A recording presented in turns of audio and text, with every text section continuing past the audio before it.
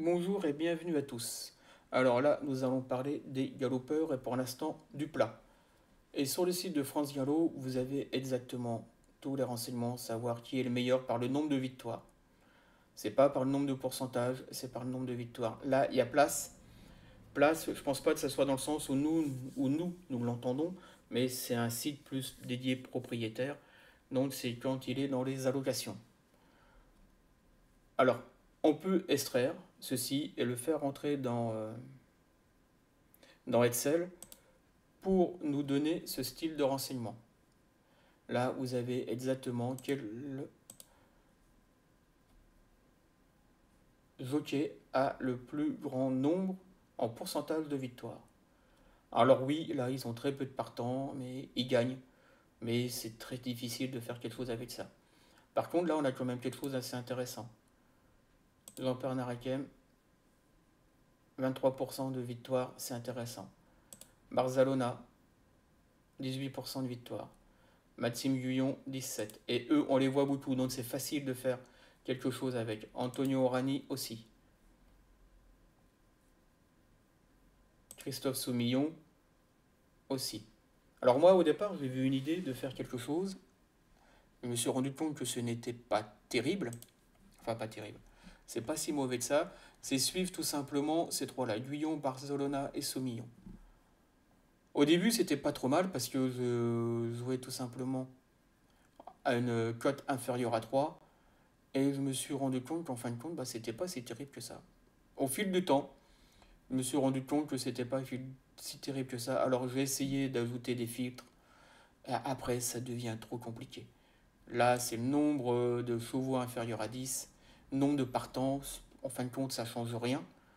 Voilà quoi, nombre de partants, ça change strictement rien. Et l'arrivée, voilà, c'est pas ça qui dit que le cheval va arriver ou non. Car vous avez très bien pu avoir 16 partants et que il arrive quand même. Voilà, code de 4, 16 partants, il arrive. Donc pour l'instant, ça m'a pas donné grand chose. C'est pas terrible, ça fait pas comme au trot, c'est pas aussi régulier. Alors j'ai eu l'idée d'aller plus vers les entraîneurs.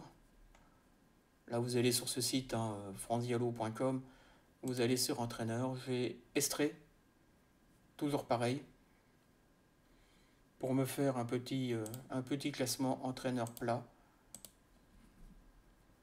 Et pour savoir lesquels gagner plus souvent. Place, c'est toujours pareil. Après, pour faire un 2 sur 4, ça peut être pas mal, hein. Et en victoire, et je vais travailler que sur ces entraîneurs-là. Voilà, je vais voir, je vais essayer d'appliquer des filtres. Donc ça veut dire que j'enlève Pantal, Escudé, Régnier, qui sont quand même des très bons. Attention, ce sont tous des très bons, il n'y a aucun souci là-dessus, hein.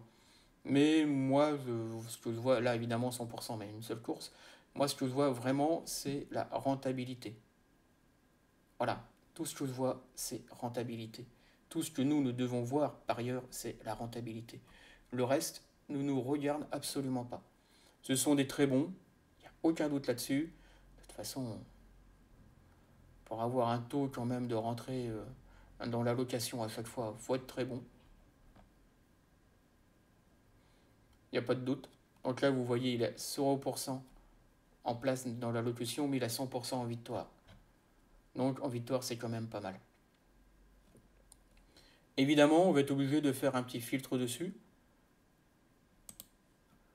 Voilà, hop, on vous parlera de ça après. On va être obligé de faire un petit filtre dessus. Je regarde, je vais voir. Je vais aller voir dans le passé ce que ça donne, comme je fais très souvent.